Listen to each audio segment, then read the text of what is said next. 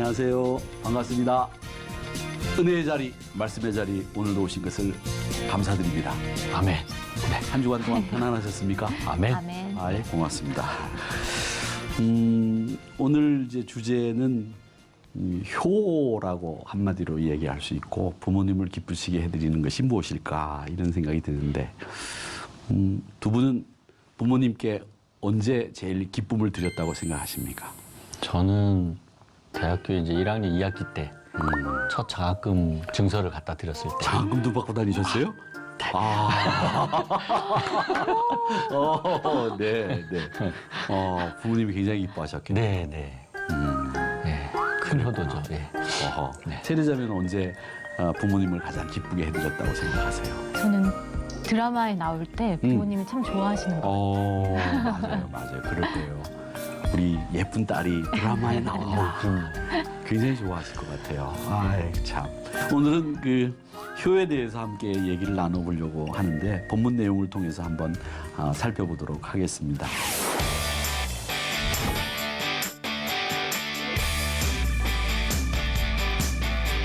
옛날에 가나안 농군학교라고 하는 유명한 우리 한국 사람들의 의식을 개조하려고 하는 뜻을 가진 기독교인 장로님이 계셨는데 그분이 김용기 장로님이십니다. 그 가나안 농군학교를 들어갔다 나오면 사람들의 정신이 개조돼서 나왔다. 이렇게 생각을 해서 새마을 운동을 주창했던 옛날 그 박정희 대통령도 그 가나안 농군학교를 굉장히 지지하고 칭찬하고 굉장히 많이 사랑했다고 합니다. 그리고 많은 분들이 거기서 개조된 정신을 가지고 우리나라를 일구어야 된다고 생각을 하셨던 분인데 이 김용기 장로님이 일제시대와 그 징용, 전쟁, 태평양 전쟁을 치르면서 가장 암울했던 시절에 뭘 생각했느냐면 우리나라가 살 수 있는 길은 농촌이 사는 길밖에 없다. 이렇게 생각을 하셨다고 합니다. 그래서 이 농촌 부흥을 위해서 가나안 농군학교가 절대 필요하다. 이렇게 생각을 하고 농촌 개혁 운동을 펼쳤던 분이 가나안 농군학교 김용기 장로님이십니다. 근데 그 장로님의 둘째 아드님이 김범일 장로님이신데 이 김범일 장로님이 그 가나안 농군학교 개척 현장에서 태어나서 자라면서 이상과 현실의 괴리, 우리 아버지가 바라는 이상은 저건데 현실은 그게 아니야. 이런 것 때문에 겪는 갈등 때문에 이 장로님이 젊었을 때 아버지가 그렇게 애쓰는 걸 보면서 집을 뛰쳐나온 거예요. 그래서 아버지 계시지 않으면 어디라도 가겠다 이런 생각을 가지고 사셨대요. 근데 김용기 장로님이 정말 깐깐하게 그 가나안 농군학교 입소생들에게 가르치고 지도하셨던 기억이 납니다. 물을 쓸 때도 양치하고 난 뒤에 한 컵 이상은 못 쓰게 하고 치약을 쓸 때도 치약을 칫솔에 딱 이 손마디에 반만큼만 딱 짜서 쓰게 하고 철두철미하게 근검하고 절약하고 우리 삶을 규모 있게 사는 방법을 가르쳤던 분이었거든요. 그래서 많은 사람들에게 존경을 받았는데 실상은 아들 입장에서 보면 아버지가 숨막히게 규제와 또 자기를 억압하는 분으로 어렸을 때는 본 거예요. 그래서 아버지를 아는 사람이 아무도 없는 일본으로 건너가서 살아야 되겠다 이렇게 생각을 하고 이제 부산에 머물면서 밀항배를 타고 일본으로 도망갈 생각을 호시탐탐 한 거죠. 이제 그러던 중에 아버지가 편지를 보냈어요. 김용기 장로님이 이 김범일 장로님한테. 근데 그 편지가 딱 왔는데 편지를 딱 펼쳐보니까 편지의 시작이 어떻게 됐냐면 사랑하는 내 아들아 이렇게 시작이 되는 거예요. 거기서 그 장문의 편지를 읽으면서 이 김범일 장로님이 사랑하는 내 아들아 라고 하는 말에 먼저 무너졌어요. 그리고 그 장문의 편지를 읽으면서 아버지가 나를 그렇게 억압하는 것처럼 보였고 아버지가 나를 사람 만들게 하시려고 나를 너무나 많은 규제로 나를 꽁꽁 묶고 있었다라고 하는 생각이 거기서 완전히 허물어지면서 정말 아버지가 나를 사랑하고 있구나라고 하는 것을 그 청년 김범일이 깨닫게 된 거죠. 그러면서 이 편지의 마지막 대목은 어떤 내용이었냐면 이런 내용이었습니다. 고당 조만식 선생의 자녀들이 도산 안창호 선생의 자녀들이 아버지의 뜻대로 따랐더라면 얼마나 좋았겠느냐. 내가 명예를 구했냐 돈을 구했냐 진정 이 땅에서 복음을 전하려고 너희들이 이해해주지 못하면 어떻게 내가 복음을 전할 수 있겠니? 돌아와라. 와서 함께 일하자. 이 일이 어렵지만 하나님께서 칭찬하실 것이고 반드시 힘을 내로 거둘 것이다. 그러니 아들아 돌아와라. 이렇게 편지를 보냈다는 겁니다. 이 아버지의 편지를 받고 자신이 걸어가야 될 길이 이 길이구나. 아버지의 품을 떠나서 아버지 아는 사람이 아무도 없는 데로 가려고 했던 이 김범일 장로가 아버지의 뜻을 이어받아서 아버님이 돌아가시고 난 뒤에 그 강원도 원주에서 제2 가나안 농군학교를 열었을 때 아버지와의 관계를 되짚어 보면서 효에 대해서 정리하고 가르쳤다라고 하는 겁니다. 그래서 이 김범일 장로님이 효에 대한 특별한 자신의 가치관을 가지고 계시는데 그 가치관이 뭐냐면 효라고 하는 것은 자녀가 정직, 순결, 봉사, 겸손의 미덕을 갖추어 아버지의 뜻을 따라 살면서 자신의 위치에서 빛을 발하는 거, 그게 뭐냐? 효다. 이렇게 가르쳤다고 합니다. 결국은 그렇게 사니까 칭찬과 영광은 아버지 김용기 장로님에게 돌아가게 되고 아버지의 아들답게 사는 거, 그리고 그게 아버지를 기쁘시게 만드는 길이라고 생각을 하고 그게 효도다, 그렇게 말씀을 한 적이 있습니다. 이 김범일 장로님이 효사상을 담고 있는 말씀이 오늘 본문 25절입니다. 25절 승대 형제님이 한번 읽어봐 주시기 바랍니다. 내 부모를 즐겁게 하며 너를 낳은 어머니를 기쁘게 하라. 아멘. 예. 부모님을 즐겁게 기쁘게 해드리는 것, 그것이 잠언에서 이야기하는 효 사상입니다. 이 기독교는 다른 어떤 종교보다도 효를 가장 중요하게 생각하는 종교입니다. 과거 우리나라에서는 그 제사 문제를 가지고 이 기독교가 효하고 전혀 관계가 없는 종교인 것처럼 그렇게 말하고 여겨졌던 적이 있었는데, 이 기독교가 서구 사회에서 전해준 종교라고 하는 생각 때문에 이 효사상과는 전혀 관계가 없는 종교라고 생각하시는 옛날 어른들이 많이 계셨어요. 그런데 성경 전체를 보면 이 효라고 하는 것은 하나님의 명령이기도 하고 또 어길 수 없는 꼭 지켜야 되는 명령으로 주어져 있다는 겁니다. 그래서 구약 율법의 핵심이라고 하는 이 십계명을 보더라도 인간에게 주시는 첫 계명이 뭐냐면 부모 공경입니다. 부모 공경. 그러니까 부모를 공경한다는 말은 히브리 말로 뭐라고 얘기하면 카바드라고 그렇게 얘기를 해요. 이 카바드라고 하는 말은 뭐냐면 우선권을 드린다, 신중하게 대해드린다, 이런 뜻입니다. 그러니까 아버지나 어머니를 신중하게 대해드리고 우선권을 드리는 것, 그게 효다라고 하는 카바드가 가지고 있는 말의 뜻입니다. 그러니까 무게를 준다는 거죠. 근데 왜 나이 드시고 이제 힘이 없어지고 경제력이 없어지면 자녀들이 아버지 별로 무게 있게 생각 안 하잖아요. 하찮게 여기고 무시하고, 에이 아버님 뭐 그런 얘기를 하세요. 요즘 세상이 어떤 세상인데 그런 얘기는 통하지도 않아요. 그런 얘기는 이제 하지도 마세요. 그거 했다가는 나가고 큰일 나요. 이렇게 이야기하지 말라는 거죠. 옛날 어른들이 하시는 이야기에는 다 뭔가 의미가 있고 뜻이 있기 때문에 그런 얘기를 한다는 겁니다. 그러니까 부모님에게 우선권을 드리고 하찮게 여기지 말고 존중히 여겨드리는 게 효의 첫 번째라는 거죠. 그래서 그렇게 해야 되는데, 제가 오늘 이 강의를 하면서도 아까 시작하기 전에 그런 말씀을 드렸습니다마는, 저는 그러면 우리 부모님에게 그렇게 하고 있느냐? 라고 했을 때 참 저도 부끄럽기가 짝이 없고, 제가 이 말을 할 수 있는 자격이 있을까? 이런 생각을 해봅니다.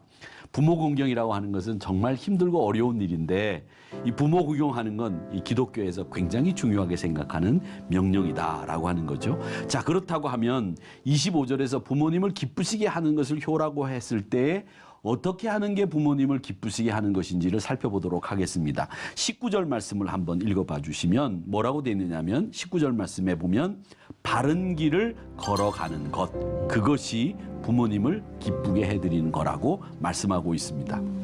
우리가 잘 아는 이솝우화가 있는데, 어미 개, 거위, 예. 강아지 말고 거위, 예. 개하고 새끼 거위가 이제 이야기를 나누고 있습니다. 바닷가를 이제 가는데 어미 개가 옆으로 걸어요. 이렇게 옆으로 걸으니까 옆으로 걷잖아요, 개가 원래. 근데 이제 어미 개가 자기 새끼 개를 이렇게 보니까 옆으로 걷거든. 근데 자기가 옆으로 걷는 건 모르고 어미 개가 새끼 개 보고 야, 너 왜 똑바로 못 걷냐? 왜 옆으로 걷냐? 이렇게 책망을 하면서 시범을 내가 보여줄 테니까 따라해. 그러면서 자기도 옆으로 걸었다는 거 아니에요?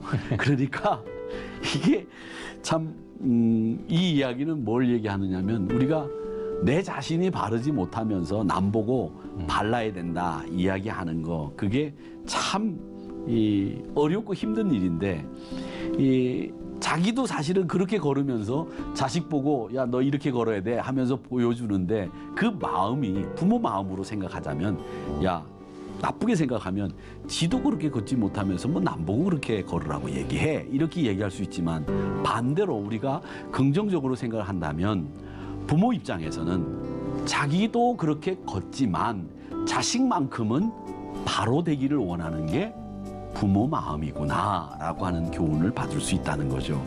나도 그렇게 걸어.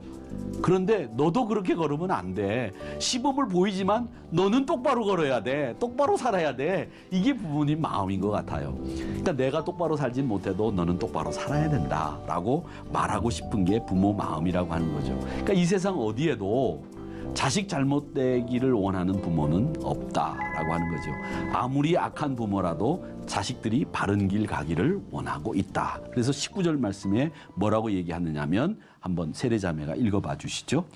내 아들아 너는 듣고 지혜를 얻어 내 마음을 바른 길로 인도할지니라. 아멘. 지혜로운 사람이 돼야 됩니다. 이 지혜가 바른 길을 걸어갈 수 있도록 만든다는 거죠. 그러니까 지혜라고 하는 것은 뭐냐면 하나님의 말씀이죠. 하나님의 말씀입니다. 하나님이 주시는 분별력, 하나님이 주시는 지혜 이런 것을 가지고 세상을 살아갈 때 바른 길을 걸어갈 수 있다는 겁니다. 요즘 세상을 보면 말이죠. 요즘 세상은 선과 악, 진리와 거짓 이걸 분별하는 것이 굉장히 어렵다고 생각해요. 왜냐하면 세상의 가치가 다 절대가 없어요. 다 상대적이에요. 나름대로 어떤 때에는 보면 이게 진리라고 생각하는데 저기 가면 그거 진리가 아니야. 세상이 다 그렇게 변해버렸어요. 자기 멋대로 자기 나름대로 이게 진리고 이게 의라고 생각하는 그런 세상 속에 우리가 살고 있기 때문에 어디 가서 진리를 얘기한다든지 어디 가서 의를 얘기할 때 그게 통하느냐 안 통하느냐 그걸 눈치를 보고 말을 해야 되는 이런 세상이 돼버리고 말았다라는 겁니다. 그러니까 선이냐 악이냐 이 기준이 상황에 따라서 변하고 있어요. 지금. 그래서 이 세상 가치를 이렇게 바라보면 이 세상 가치가 아하 힘에 의해서 바뀌는구나. 이걸 보게 됩니다. 힘 있는 사람이 말하고 돈 있는 사람이 말하면 그게 가치 있는 것이 되고 기준이 되고 돈 없는 사람이 말하면 그건 하찮은 것이 돼버리고 또 가난한 사람, 약한 사람, 소수의 의견이 아무리 진리라고 할지라도 그건 무시돼 버리는 그런 세상에 우리가 살고 있는 것 아닌가 이런 생각을 해봅니다. 그래서 세상의 기준이 옳고 그름, 선과 악을 규정 지을 수 없는 게 세상의 기준이에요. 세상의 기준은 그래서 세상을 본받아서 우리가 바른 길로 갈 수는 없고 하나님의 말씀을 따라 살아갈 때에 바른 길을 걸어갈 수 있다는 겁니다. 그러니까 아무리 오랜 시간이 가도 변하지 않는 진리가 있잖아요. 아무리 오랜 시간이 지났는데 뭐 해가 동쪽에서 뜨다가 내년부터는 서쪽에서 뜰 테니까 그렇게 하십시오. 뉴스 들어보신 적 없잖아요. 그죠? 내년에도 해는 동쪽에서 뜰 겁니다. 서쪽으로 질 겁니다. 이건 시대가 변해도 변하지 않는 거예요. 근데 요즘 사람들은 아니다. 시대가 변했기 때문에 이 진리도 변한다. 이런 생각들을 가지고 있는 것 같아요. 근데 보세요. 진리라고 하는 것이 시대에 따라서 변한다고 하면 그게 진리일 수 있습니까? 아니에요. 진리는 시대가 어느 시대가 됐건 어떤 사람이 됐건 똑같은 규범으로 적용할 수 있는 게 진리죠. 그래서 진리인 거죠. 아, 진리가 어디 있습니까? 요즘 세상에 그런 게 무슨 법입니까? 이렇게 이야기하면서 살고 있기 때문에 우리가 어떻게 보면 온전하고 바른 길을 걸어가는데 더 많은 장애를 갖게 되지 않을까 이런 생각을 합니다. 그래서 로마서 12장 12절에서 뭐라고 말씀하시냐면 너희는 이 세대를 본받지 말고 그랬습니다. 이 세대를 본받지 말고 마음을 새롭게 함으로 변화를 받아 하나님의 선하시고 기뻐하시고 온전하신 뜻이 무엇인지 분별해라. 그렇게 말씀하셨거든요. 그러니까 하나님이 진짜로 기뻐하시고 온전하시고 그 하나님이 정말로 사랑하는 그것이 뭔지를 분별할 줄 아는 능력을 가지고 사는 게 우리 믿음의 사람들이 부모님을 기쁘시게 하는 삶을 사는 것이고 그게 정말 우리 그리스도인들의 삶이다. 이제 그 얘기를 하시고 있는 겁니다. 자, 그 다음에 또 우리가 이 믿음의 사람들이 말이죠. 살아갈 때 부모님을 기쁘시게 하기 위해서는 어떻게 살아야 되느냐 하면 존귀하게 여겨드려야 돼요. 부모님을 존귀하게 여겨드려야 됩니다. 신앙생활의 핵심이라고 하는 것은 하나님을 의식하고 사는 게 핵심 아니에요. 그렇다면 하나님을 의식하고 산다고 하는 것은 하나님께 함부로 하지 않는다는 거죠. 우리가 효를 한다, 부모님을 기쁘시게 여긴다 그렇다고 한다면 우리도 부모님의 존재를 인정해드리고 부모님을 의식하고 살아야 됩니다. 부모님이 지금도 나를 위해서 기도하고 계시다. 부모님이 지금도 나를 걱정하고 계신다. 부모님이 지금도 내가 뭘 하고 있는지 늘 관심을 기울이고 있다. 이런 생각을 해야 됩니다. 근데 우리는 그런 생각을 못할 때가 많아요. 부모님은 싹 잊어버리고 전화가 와서 그제서야 아이 바쁜데 왜 전화를 하셔? 예, 그래서 아 바쁘니 요즘에 뭐하니? 아이 바쁜데 왜 자꾸 전화하세요? 아유 바빠요 끊어요. 이런 사람들이 정말 많더라고요. 그런데 사장님한테 전화 오고 거래처에서 전화 오면 아, 김 사장님 안녕하십니까? 아, 예. 이렇게 한단 말이죠. 우리가 이 세상을 살아가는 데 있어서 정말 존귀하게 여겨야 될 분이 부모님인데도 불구하고 그 부모님을 인정해드리지 못하고 존귀하게 여기지 않는 그런 삶을 살아서는 안 된다는 거죠. 성경에 보면 많은 구절에서 하나님을 우리 아버지로 묘사를 하고 있는데 특히 주기도문에도 보면 우리 아버지라고 하지 않습니까? 그 아버지를 경외하고 공경하는 게 당연한 논리이기 때문에 주기도문을 시작할 때도 아버지라고 하는 이름을 부르고 시작하잖아요. 그렇듯이 우리가 보이지 않는 부모님이신 하나님을 그렇게 부르면서 시작하듯이 보이는 부모님을 하나님을 대신해서 공경하는 것, 그게 우리에게 필요한 거다라고 생각을 하시고 부모님을 정말 존귀히 여기는 우리 모두가 되었으면 좋겠다라는 생각을 합니다. 그러니까 생각하는 부모님의 모습만큼 여러분의 존재가 평가를 받게 돼 있습니다. 왜냐하면 우리가 어디서부터 왔습니까? 우리 뿌리가 부모님으로부터 왔잖아요. 승대 형제님을 보거나 세례자매를 보더라도 그 얼굴 속에는 부모님의 얼굴이 담겨져 있거든요. 담겨져 있거든요. 저도 가끔 보면 저희가 이제 집사람이 전화를 걸어서 이렇게 전화를 이렇게 통화하면 당신 목소리가 아버님 목소리하고 비슷해져가 그런 소리를 들어요. 제 목소리가 어디서 왔겠어요? 제 얼굴이 어디서 왔겠어요? 다 그 뿌리가 거기서 우리 부모님으로부터 왔는데 우리가 그걸 잊고 살 때가 참 많이 있다라고 하는 거죠. 그래서 부모님을 높은 분으로 모시게 될 때 나도 높아지는 거고 부모님을 존귀히 여길 때 나도 존귀히 여김을 받는다라고 하는 것을 우리가 한번 생각을 해봐야 되겠습니다. 그 하나님을 존귀하게 여기는 사람은 또 하나님을 기쁘게 만들어드리기 위해서 애를 쓰잖아요. 그렇듯이 우리도 부모님을 존귀하게 여기는 사람이 될 때 우리가 부모님을 기쁘시게 만들어드릴 수 있다라고 하는 거 꼭 기억하시고 부모님을 존귀하게 여기시기를 바랍니다. 자, 하나 더 이 부모님의 길을 즐거워하는 사람, 그 사람이 이 부모님을 기쁘시게 해드릴 수 있는 사람입니다. 우리 마음을 드리는 거예요. 부모님의 길을 즐거워하는 거는 마음을 드린다는 말은 뭐냐면 나는 우리 부모님이 행복하게 잘 살았다고 성공적으로 살았다고 말해주기를 부모님들은 원하신대요. 내가 어렵고 힘들지만 내가 그렇게 뭐 변변하게 살지는 못했지만 내 자식이라도 내 삶을 인정해 주기를 바라는 마음을 다 가지고 계시다는 거예요. 그러니까 다른 사람은 몰라도 우리 자식들이 부모님을 인정해 드리자는 거죠. 그게 그 부모님의 길을 즐거워하게 만드는 거예요. 그러니까 우리가 다른 건 몰라도 어머님 힘드시고 어려운 삶, 또 때로는 넘어지셨지만 잘 사셨어요. 멋지게 사셨어요. 어머님같이 나는 못 살 거예요. 어머님처럼 어떻게 살 수 있겠어요? 아버님처럼 어떻게 살 수 있겠어요? 아버님, 어머님 멋진 삶 사셨어요. 이렇게 이야기해 드릴 수 있어야 된다고 생각을 해요. 나중에 부모님이 돌아가실 때 말도 못 하실 때 그 귀에다 대고 아빠, 엄마 너무 멋지게 사셨어. 나는 아빠, 엄마 못 따라가. 아빠, 엄마처럼 그렇게 살 수 있었다고 한다면 나는 정말 행복할 거야. 이렇게 말씀해 드릴 수 있다고 한다면 정말 그게 좋을 것 같아요. 아빠, 엄마 얘기하면 항상 그런 생각이 들어요. 그래서 그렇게 인정해드릴 수 있는 삶을 살아드리는 게 좋을 것 같다 이런 생각이 듭니다. 괜히 이상해지네요. 아브라함 링컨 이야기인데 아브라함 링컨의 아버지는 구두를 이렇게 수선하는 사람이었다고 해요. 근데 링컨도 초등학교를 이렇게 겨우 다니다 만 사람이었는데 이 학문도 별로 없고 이제 학벌도 없는 사람이 이제 대통령이 됐어요. 그러니까 대통령이 되고 나니까 그 주변에 있는 사람들이 다 고고하고 막 지식을 가진 사람들이고 막 귀족들이고 대단하죠. 이제 그런 사람들이 이제 아브라함 링컨을 이제 무시하고 이제 아브라함 링컨을 괴롭혔습니다.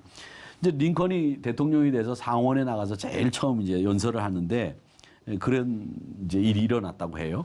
이제 국회의원이 이제 일어나서 상원의원이 이 당신같이 무식한 사람을 대통령으로 모시게 된 것이 우리에게는 다시 없는 불행입니다.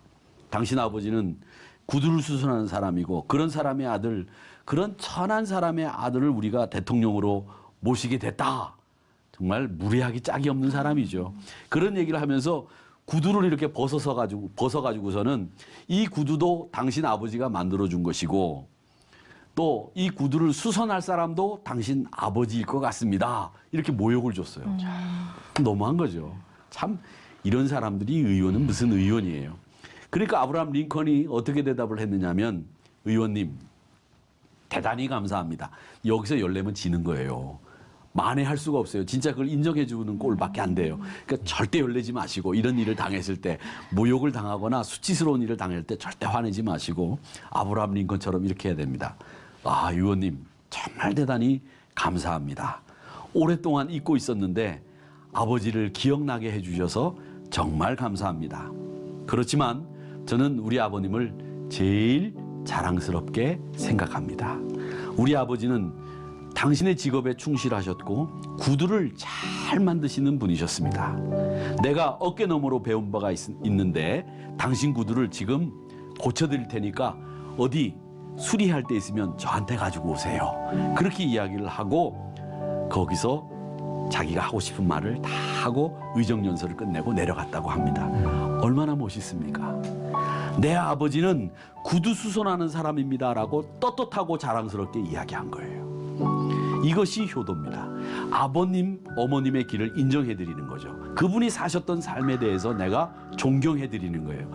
힘들고 어려운 삶이었고 남들한테 무시당하는 삶을 살았지만 아버님 잘 사셨어요. 멋지게 사셨어요. 나는 아버님 인정해드립니다. 이게 효도라고 하는 겁니다. 그래서 부모님의 직업, 부모님의 선택, 부모님의 삶, 그 부모님이 살아온 생에 대해서 잘하셨습니다. 훌륭하셨습니다. 내가 아버님 어머니 하시던 그 일을 존경합니다. 나 거기는 못 미치지만 아버님 존경합니다. 이렇게 이야기할 수 있는 것이 효도라는 거예요. 그런 효도하는 우리 그리스도인들이 되었으면 좋겠다라는 생각입니다. 성경에 보면 부모님은 하나님의 대리자예요. 우리 생명은 하나님께로부터 온 것입니다. 그런데 생명이 오는 통로를 육체적으로는 부모님을 통해서 오시게 만들어 온 거예요. 그래서 우리 부모님에 대해서 보이는 내 태도가 하나님을 향한 나의 태도를 결정짓게 만드는 겁니다. 요한일서 4장 20절 말씀 한번 읽어봐 주시기 바랍니다. 승대 형제님이 읽어봐 주시죠. 누구든지 하나님을 사랑하노라 하고 그 형제를 미워하면 이는 거짓말하는 자니 보는 바 그 형제를 사랑하지 아니하는 자는 보지 못하는 바 하나님을 사랑할 수 없느니라. 아멘. 아멘. 그 어떤 분보다도 이 부모님을 사랑하지 못하면서 하나님을 사랑한다고 말하는 것은 거짓말이다. 이렇게 얘기를 하셨죠. 그래서 저는 하나님의 영광을 위해서 사는 삶, 또 부모님을 기쁨이 되는 삶이 되기 위해서 우리가 어떻게 살아야 될까 생각해 볼 때 내가 정말 바른 길 가고 있는가, 내가 부모님을 존귀 여기고 있는가, 또 부모님이 걸어오신 그 길을 인정하고 살고 있는가, 이걸 생각하면서 이 시대가 효에 대한 중요성을 점점 잃어가고 있을 때에 우리 믿음의 사람들만큼은 이 부모님을 존귀 여겨드리고 그가 걸어온 길을 인정해드리고 또 그분이 무엇을 기뻐하는지를 알고 그걸 내 삶으로 잘 부모님을 기쁘게 해드리는 그런 삶을 살 때에 하나님 앞에서 지혜로운 삶을 산다. 이렇게 이야기할 수 있을 것 같습니다. 오늘 강의는 여기서 마치도록 하겠습니다. 함께해 주신 여러분 감사합니다. 고맙습니다.